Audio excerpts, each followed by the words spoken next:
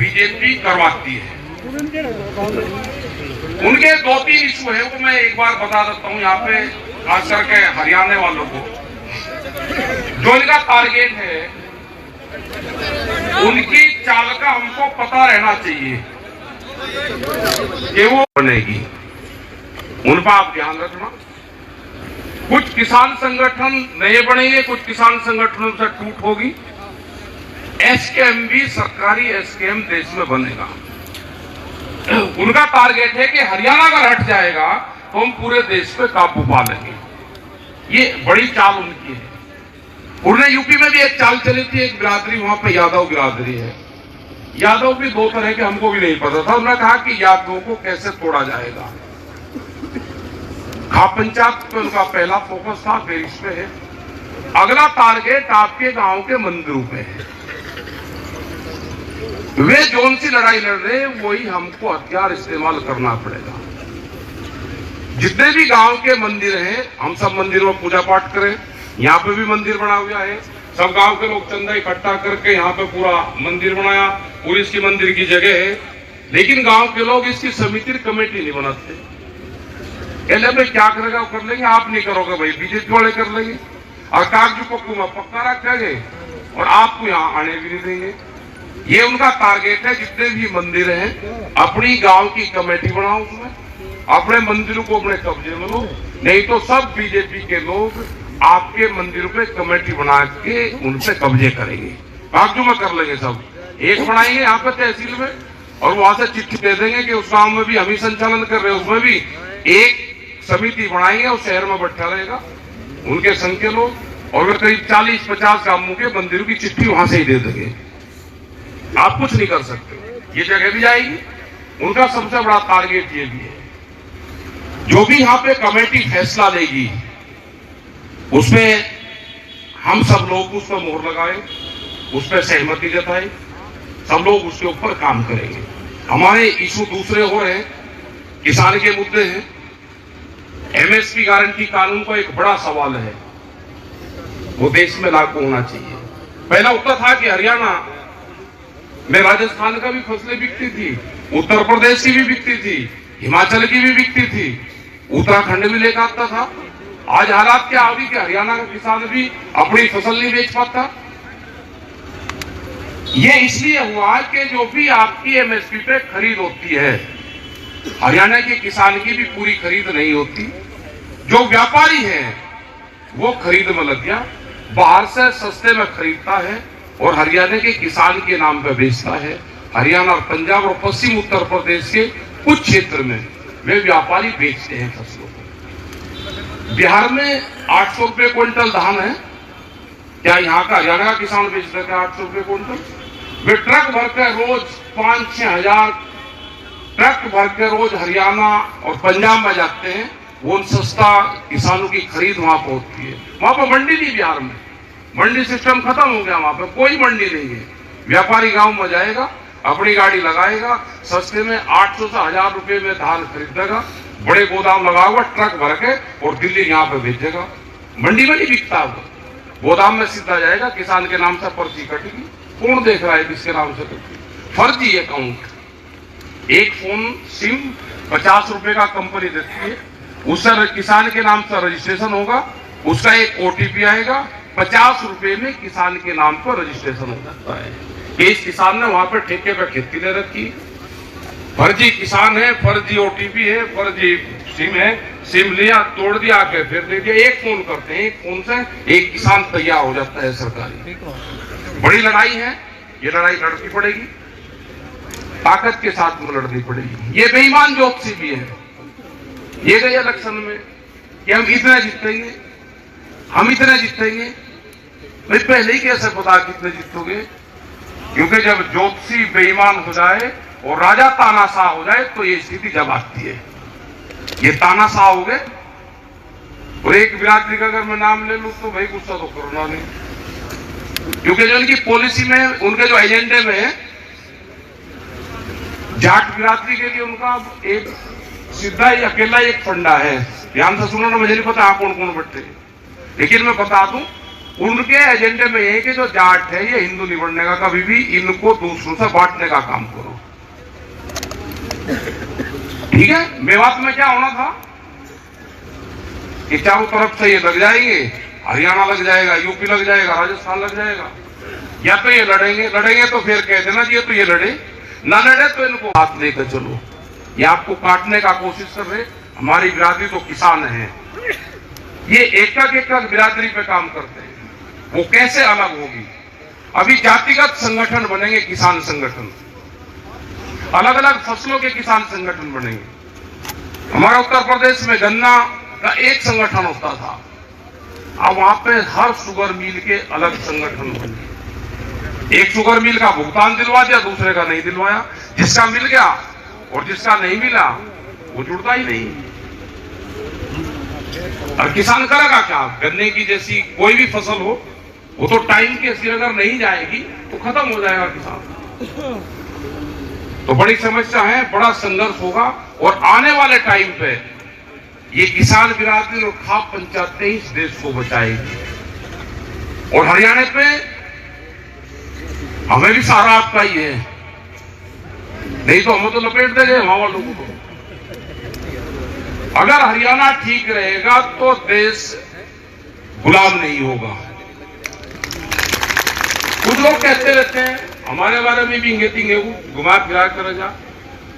हम भाई हरियाणा का वोटर कार्ड बनवा लेंगे, यही थे हमारे पूर्वज, यहां से गए थे। अगली बार किसी ने किसी उसका यंगा ही बनवा पाऊंगा वोटर कार्ड। जो सहारा है और जो देश को बचा सकता है वो हरियाणा और खाप पंचायतें हैं। उनको यह है कि हरियाणा से इनको कैसे खराब करा जाए। हमने यहां पे बहुत फैसले, जब आंदोलन में आए, हरियाणा के लोग तो 4-5 दिन में केस को निपटा देते हैं सब।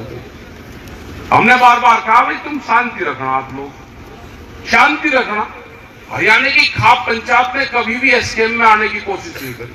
उन्हें कहा कि नहीं हम साथ देंगे, एसकेएम के हमारे 40 लीडर हैं, वे रहे, हम आपका साथ देंगे, पीछे से लाठी हमारी मजबूत है।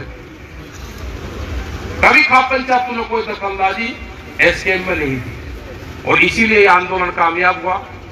पंजाब के लोगों को जब सपोर्ट मिल गया कि हरियाणा हमारे साथ में खड़ा हुआ है, तो वे आगे बढ़ने का उन्होंने काम करा। जब जो हमारे बाबा थे, जो गुरुद्वारे वाले थे सारे, जब उनको सपोर्ट मिला कि हरियाणा और दिल्ली के चारों तरफ को 300 किलोमीटर के लोग आपके साथ में हैं, तो उनके लंगर भंडारे चलते रहे। क्योंकि सिखों का जो हमारा साथ रहा, खाप पंचायतों का और गुरुओं का बड़ा तालमेल आपस में रहा। क्योंकि 100 साल खाप पंचायतों पर बैन अंग्रेजी हुकूमत में रहा और 70 साल 75 साल देश को आजाद हुए हो गए, तो 175 साल का तालमेल हमारा बिगड़ा, हम दूरी हुई 175 साल लगे। बंदा सिंह बहादुर जब गुरु गोविंद सिंह यहां से गए तो नाहरी गांव सोनीपत में है, वे आखिरी बार वहां पर गए थे। वे वहां से महाराष्ट्र चले गए थे, तो वहां से बंदा सिंह बहादुर उन्हें भेजे थे। बाबा बंदा सिंह बहादुर 3 महीने नाहरी गांव में आए। वहां से वे सोनीपत, जींद, रोहतक, मेरठ, मुजफ्फरनगर, उनका मुंह में 3-4 महीने रहे और 4800 लोग खाप पंचायत के जो मल होते थे उन्होंने उनकी फौज तैयार करी और उसके बाद में पंजाब की तरफ को कूच करा था। तो जो लड़ाई हुई थी वो खाप पंचायतों ने फिर लड़ी थी। तो बड़ा रोल हमारा गुरुओं का रहा है, हमारी खाप पंचायतों का रहा है। उनका भी सिस्टम वही था और हमारा भी वही था। अब आपस में तालमेल हुआ, इस तालमेल को बढ़ाकर रखें। पूरा देश की निगाह पंजाब और हरियाणा के ऊपर है। पश्चिम उत्तर प्रदेश और पूर्वांचल तो सब आपके साथ में है। जैसे जैसे यहां से लोग बढ़ते हैं, यहाँ की कोई भी मीटिंग होती है तो उसमें पूरे प्रदेश में नजरें रहती है। हमारे पे वहां जितना होता है हम पूरा मजबूती से वहां पे काम करते हैं। वहां पे दूसरे कोई और ज्यादा संगठन है भी नहीं। एसकेएम के साथ में जितने संगठन है हम सब मिलकर वहां पे मजबूती के साथ में अपने प्रोग्राम करें। लेकिन हरियाणा केड़ेपन से अपना काम करता है, दबंगी से अपना काम करता है। पूरा देश आपकी तरफ देखता है। हमारी खाप पंचायतें बची रहे, मजबूती से ये खड़ी रहे। जब देश में कहीं कुछ नहीं बचेगा तो बीज वो यहीं मिलेगा, यहां से ही फिर दोबारा उत्पत्ति होगी। अभी और डाउनफॉल आएगा। अभी जो पॉलिटिकल पार्टी है, ये पॉलिटिकल पार्टी टूटेंगी, इनके जो लीडर होंगे वे तोड़े जाएंगे, वे बीजेपी में शामिल हो जाएंगे। बीज कहीं कहीं मिलेगा, बीज कहीं कहीं मिलेगा और वो बीज फिर यहां पर टटोल जाएगा खाप पंचायतों में। अभी मुसीबत बहुत आएगी। अभी 5 महीने इनको हो गए, इनको 24 महीने का टारगेट है, अभी 18 महीने है। इनको हर आदमी को ये चिन्हित कर रहे हैं कि कौन बीजेपी आरएसएस की विचारधारा से कौन परिवार है। ध्यान से सुनने ना बात, कौन उनकी विचारधारा से है, कौन उनकी विचारधारा के खिलाफ है। जो उनकी विचारधारा के खिलाफ होगा उनके बच्चों की नौकरी नहीं लगे, उनके खिलाफ गांव से ही मुकदमे दर्ज होंगे। एक एक आदमी को देश में चिन्हित करने का पूरा डाटा तैयार हो रहा है। के साथ में कोई नहीं रहने का, सब चले जाएंगे। कोई धंधा कुछ कर रहा होगा वो सब चले जाएंगे, किसी का फैक्ट्री होगी वो होगा, वो सब चले जाएंगे। कुछ लोग बचेंगे, जो लड़ाकू होंगे वे बचेंगे और ये उसी से ही ये लड़ाई लड़ी जाएगी। तो अपना तैयार रखो, मजबूती के साथ में आप खड़े रहो, डटे रहो और जो भी हमारी पंचायत का फैसला, कमेटी का फैसला आएगा उस पर हम सब लोग निर्णय करेंगे। आपके बीच से ही है सब लोग। जो बयान दिया है बयान गलत है। हरियाणा में या और जगह भी कुछ इस तरह के सरकारी लोग हैं, बगैर सरकार के बयान नहीं दे सकते, बगैर सरकार के बयान दे ही नहीं सकते। हमने कहा भी है कि भाई ये सरकार का बयान है या व्यक्तिगत बयान है, लेकिन जवाब तो देते ही नहीं। ये तो अपनी बात बताते हैं, जवाब नहीं देते क्योंकि ना किसी किसान संगठन से मिले। 22 जनवरी 2021 3 साल होने को है। 3 साल पहले भारत सरकार से एसकेएम के लोगों की बात हुई थी, उसके बाद में किसी से कोई बातचीत इनकी नहीं हुई। आप लोगों का धन्यवाद, पूरी कमेटी का, पूरी खाप पंचायतों का धन्यवाद है कि लोग आए और शांतिपूर्ण तरीके से बैठे रहे यहाँ पे। और इस क्षेत्र में टिकैत साहब भी यहाँ पे कई बार लोहारू और इस क्षेत्र में आते थे। बाल्टा का कांड हुआ उसमें भी आए, हम भी आए उस टाइम पे। तो आप लोग यहाँ पे बहुत मजबूती के साथ में आपके सब लोग हैं, पूरी खाप पंचायत यहाँ पे आए और एसकेएम। अब जो भी छोटा बड़ा कोई भी संगठन बन रहे हैं, कोई बना ले, महिलाओं का संगठन बना और नई समितियां बन रही है, तो ये एसकेएम ऐसा बन गया कि इसमें सबकी खपत है।